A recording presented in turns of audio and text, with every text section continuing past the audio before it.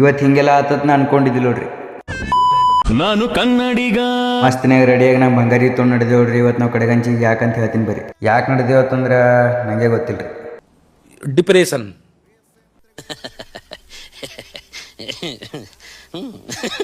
ಏನು ಅರ್ಥವೇ ಆಗ್ತಿಲ್ವೇ ಈ ಕೇಸು? ಅರ್ಥ ಆಗಲಾಗಿತ್ತಂದ್ರೆ ತಲೆ ಕೆಡ್ಸ್ಕೊಬಿಡ್ರಿ. ಇವತ್ತು ನಾವು ನಡೆದೇವು ಕಡೆಗಂಚಿ ಬ್ಯಾಂಕಿಗೆ. ಕಡೆಗಂಚಿಗೆ ಬಂದ್ರಪ್ಲೆ ನಾವು ಫಸ್ಟ್ ಹೋಗೋದು ಅಪ್ಪಾಜಿ ಅವ್ರ ಮಠಕ್ಕೆ ನೋಡ್ರಿಪ್ಪ. ಅಪ್ಪಾಜಿ ಅವ್ರು ಇನ್ನೂ ಬಂದಿದ್ದಿಲ್ಲ, ದರ್ಶನ ಮಾಡ್ಬೇಕಂತಂದ್ರೆ 12 ಗಂಟೆಗೆ ಬರ್ತಾರಂತ. ಅಲ್ಲಿ ತನಕ ನಾವು ಬ್ಯಾಂಕಿಗೆ ಕೆಲಸ ಅದಂತೆ ಹೋಗ್ಬಿಟ್ಟು ನೋಡ್ರಿ. ಬ್ಯಾಂಕಿಗೆ ಬಂದ್ರಪ್ಲೆ ಅಪ್ಪಾಜಿ ಅವ್ರು ಬಂದಿರು, ದರ್ಶನ ಮುಗಿಸ್ಕೊಂಡು ನೋಡ್ರಿ. ದರ್ಶನ ಮಾಡಿ ಹೊರಗೆ ಬಂದ್ರಪ್ಲೆ ಮಸ್ತ್ನೇ ಮಾನ್ಕೆ ಶಿಪ್ಪು ಶಿಸ್ತ್ನಾಗ ತೊಗೊಂಡ್ಬಿಟ್ಟು ನೋಡ್ರಿ.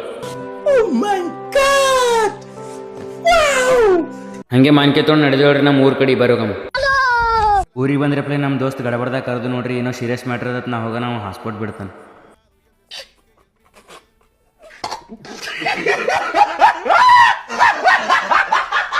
ಮತ್ತೆ ನೋಡ್ರಿ ನಮ್ಮ ಹುಲಿ ಗಾಡಿ ಆಡುತ್ತಿತ್ತು, ಅವ ತಿರ್ಗ್ಸದ್ ನೋಡಂತೂ ನಾ ಫುಲ್ ಫಿದಾ ಆಗಿದೆ.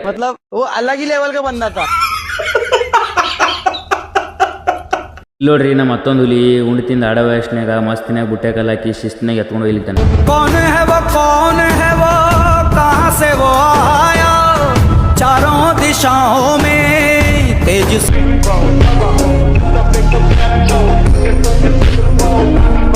ಚಲೋನೆ ತೊಂದು ನಡೆದಿತ್ರಿ ನಮ್ಮ ಹುಲಿ, ಕಾಲಾಗೇನೋ ಸಿಕ್ಬಿಡ್ತು.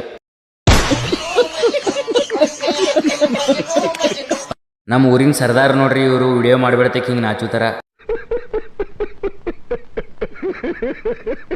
ಇವತ್ತಿನ ಬ್ಲಾಗ್ ಇಷ್ಟ ಗೈಸ್. ಈ ಬ್ಲಾಗ್ ಹೆಂಗೆ ಅನಿಸ್ತಂತ ಕಮೆಂಟ್ ಮಾಡಿ. ಮತ್ತೆ ಸಿಗೋಣ ಮುಂದಿನ ಬ್ಲಾಗ್ನಲ್ಲಿ. ಟೇಕ್ ಕೇರ್, ಬಾಯ್. ಮತ್ತೆ ಭೇಟಿಯಾಗೋಣ. ನಮಸ್ಕಾರ.